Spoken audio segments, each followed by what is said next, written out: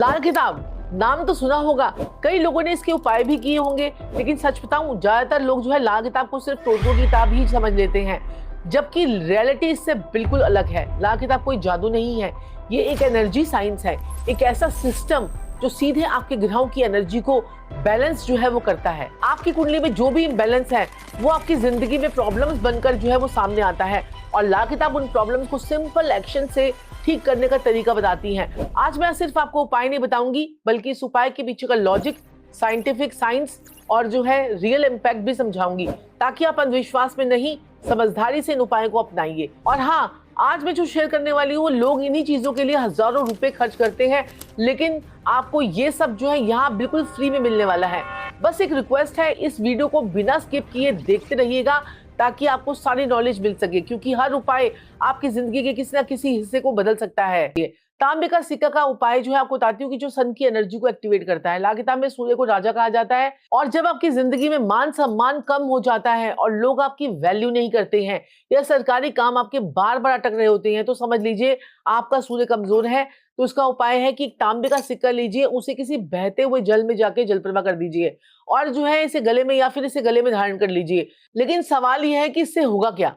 तांबा सूर्य की धातु है, और जब भी उसे एक्टिवेट करते हैं तो आपकी पर्सनल अथॉरिटी बढ़ती है, और जब उसे आप जल प्रवाह करते हैं तो वो चंद्रमा के घर में चले जाता है। चंद्रमा के घर में जब तांबे का सिक्का जाता है तो आपका मान सम्मान जो है वो और बढ़ जाता है, आपकी प्रेजेंस जो है वो स्ट्रांग होती है, लोग आपसे सीरियसली लेने लगते हैं, और ये उपाय धीरे धीरे आपकी सेल्फ रिस्पेक्ट को और कॉन्फिडेंस को बूस्ट करता है। और ये तांबे का सिक्का, बस एक शर्त को याद रखिएगा, तांबे के सिक्के में छेद नहीं होना चाहिए, तांबे का सिक्का जो है वो पूरा गोल होना चाहिए। काले कुत्ते को और कौवों को खिलाना, यानी शनि केतु को बैलेंस करना। कभी नोटिस किया है कि कई बार जो है सब कुछ सही चल रहा होता है और अचानक लास्ट मोमेंट पर सब कुछ बिगड़ जाता है। ये सिचुएशन अक्सर केतु और शनि के इम्बैलेंस की वजह से होती है। लाल किताब कहती है कि काले कुत्ते को रोटी पर सरसों का तेल लगाकर अगर आपने खिला दिया, अब आपने क्या करना है, कि आपने रोटी पकानी है, रोटी पकाने पे आधी कच्ची रखनी है, उसे एक तरफ से कच्ची रखनी है, और जिस तरफ से आपने कच्ची रोटी रखी है वहीं पर ही सरसों के तेल जो है एक चम्मच से आपको लगा देना है और जाके कुत्ते को खिला देना है। और कौवों को भी आपने दाना जरूर डालना है। कौवों को अगर आपने दही खिलाना शुरू कर दिया, और क्योंकि कौवा और कुत्ता दोनों की एनर्जी जो है वो शनि की एनर्जी होती है, जब भी आप इन्हें खिलाते हैं तो इनडायरेक्टली नेगेटिव जो है कार्मिक एनर्जी को जो है न्यूट्रलाइज कर रहे होते हैं। ये उपाय खासतौर पर उन लोगों के लिए है जिनके काम बनते बनते बिगड़ जाते हैं। जी हाँ, सरसों के तेल की रोटी और जो है दही का आपने जो है दोने में डालकर आपने जो है किसको खिलाना है, वो आपने कौवों को और कबूतरों को खिलाना है। तीसरा उपाय, चांदी का चौकोर टुकड़ा।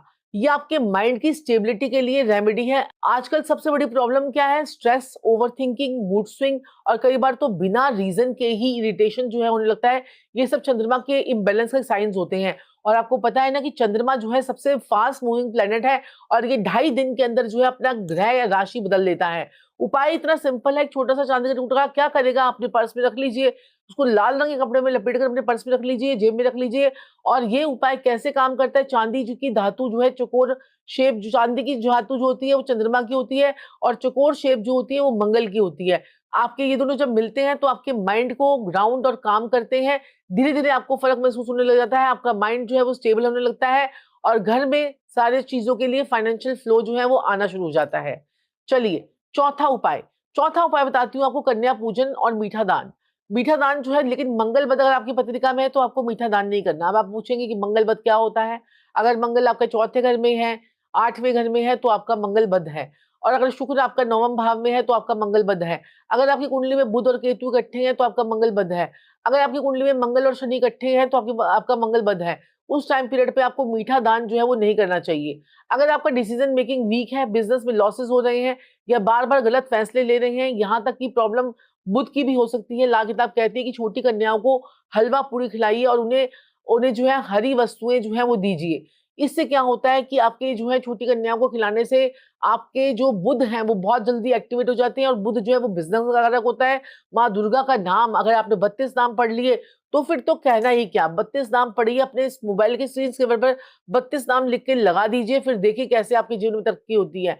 बुध का स्वरूप मानी जाती है, और जब उनका हम सम्मान करते हैं तो आपकी इंटेलिजेंस, आपकी कम्युनिकेशन, आपकी कम्युनिकेशन, आपके जो है बिजनेस की अपॉर्चुनिटीज आपको आती हैं, और आप डिसीजन मेकिंग जो है वो आपकी बहुत बढ़िया हो जाती है। पांचवा उपाय जो अक्सर कई लोग करते होंगे, पांचवा उपाय में क्या करना है, आपने नमक के पानी का पोछा लगाना है। राहु की क्लिनजिंग बहुत ज्यादा जरूरी है। छोटी छोटी बातों पर झगड़े होते हैं, अजीब सा नेगेटिव फील होता है, आपका बिहेवियर ही नहीं, एनर्जी इशू भी हो सकता है।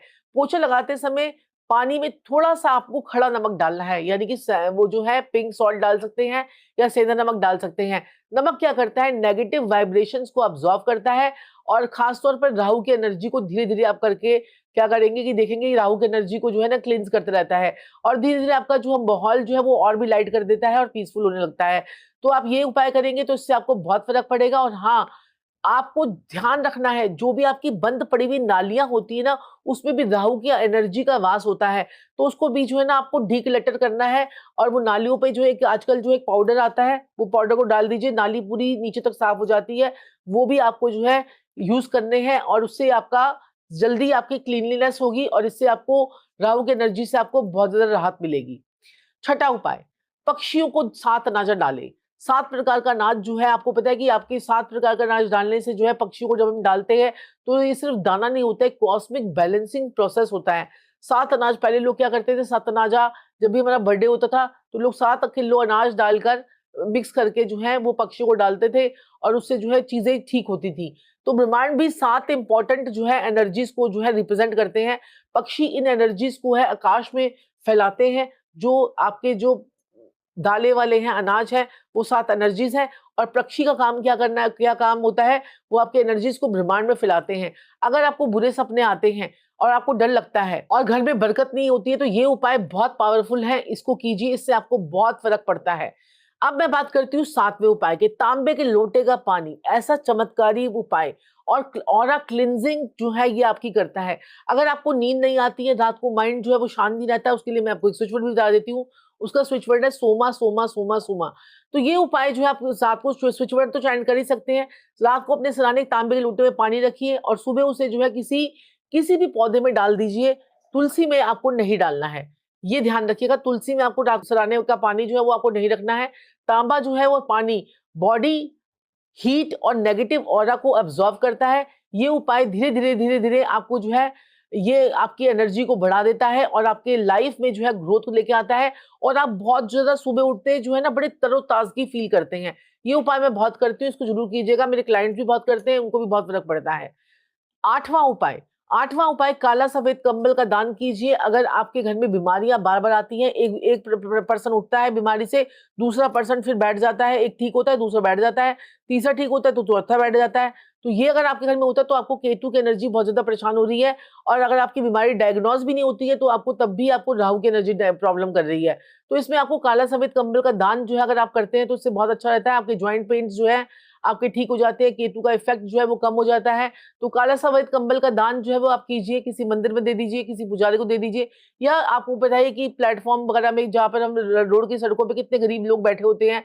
अब हमारे तो यहाँ पर मरघट वाले बाबा का मंदिर जो है, अब वहां पर जाइए, इतने सारे गरीब आपको दिखेंगे, क्या कहते हैं कि सड़कों पर पड़े हुए हैं, उनको कंबल दान कीजिए। अगर आप कंबल दान नहीं कर सकते तो किसी बुजुर्ग ब्राह्मण को एक धोती दान कर दीजिए, काली किनारी वाली सफेद धोती। ये उपाय हेल्थ इश्यूज को धीरे धीरे कम करता है और आपको बहुत ज्यादा एनर्जी देता है। अब मैं आपको एक और उपाय बताने वाली हूँ, शहद और मिट्टी का उपाय। जी हाँ, मिट्टी का एक कुल्हड़ लीजिए और उसके अंदर शहद रख लीजिए, और उसे अपने घर के कहीं पर भी साउथ में रख दीजिए। इससे आपके घर में पैसा बढ़ना और शुरू हो जाता है। ये वास्तु का भी उपाय है, साथ में लाल किताब का भी उपाय है।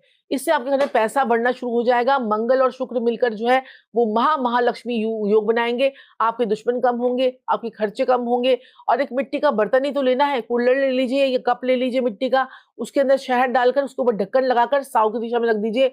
इससे आपको बहुत बहुत फर्क पड़ता है। मिट्टी जो होती है वो शुक्र की होती है और बुध की होती है, और शहद जो होता है वो मंगल होता है।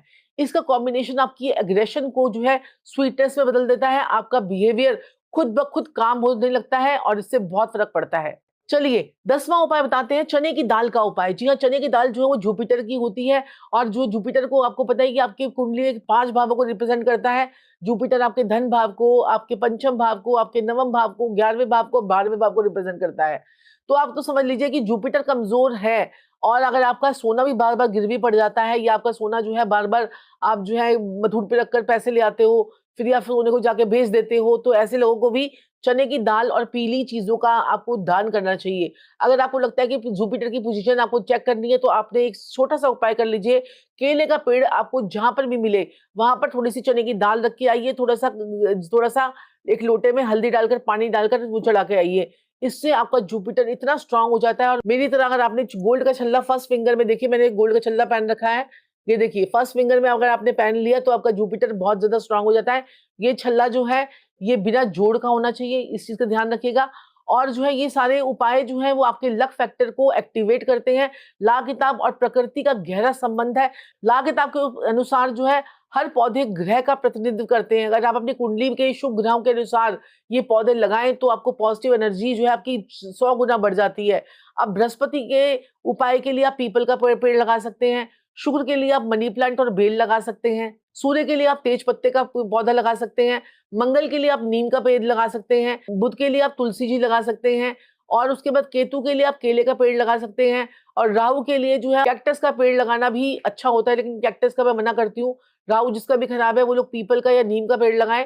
और जो है केतु के लिए आप जो है इमली का या तिल का या कैक्टस का भी लगा सकते हैं। और शनि के लिए जो है कीकर का, आम का, खजूर का पेड़ लगाना अच्छा रहता है। खजूर का पेड़ वैसे मंगल की भी एनर्जी को बहुत ज्यादा ठीक करता है। और कांटेदार पेड़ अपने घर से निकाल दीजिए, जैसे कि कैक्टस वगैरह हो, वो घर में बिल्कुल ना रखें, ये तरक्की में आपकी रुकावट पैदा करते हैं। ये थे ला किताब के अचूक उपाय, जो दिखने में बहुत सिंपल हैं, लेकिन इनका असर बहुत गहरा है। लेकिन एक बात हमेशा याद रखिएगा, ला किताब के उपाय एक दवा की तरह काम करते हैं। इन्हें विश्वास से कीजिए और कभी भी किसी को नुकसान पहुंचाने के लिए मत कीजिएगा। और सबसे जरूरी बात, आपकी वाणी, आपका व्यवहार और आपके कर्म, ये सबसे बड़े उपाय हैं। क्योंकि ला किताब के अनुसार अगर आपकी जुबान आपका बुध है, अगर आप कड़वा बोलेंगे तो कोई भी उपाय जो है वो पूरी तरह काम नहीं करेगा। इसलिए हमेशा मीठा बोलिए, नेक रहिए। और हाँ, ये 12वें घर के बुध के लिए बहुत अच्छी बात कही गई है। अगर आपका 12वें घर में बुध है तो आपको मीठा बोलना चाहिए। अगर आपको ये जानकारी आज में सच में ही कीमती लगी तो कमेंट में जो है राधे राधे जरूर लिखिएगा। और मिलते हैं इस वीडियो में एक और नए पावरफुल समाधान के साथ, एक नई वीडियो में। तब तक के लिए खुश रहिए और अपना ख्याल रखिए। हमें आपकी बहुत ज्यादा चिंता रहती है। राधे राधे।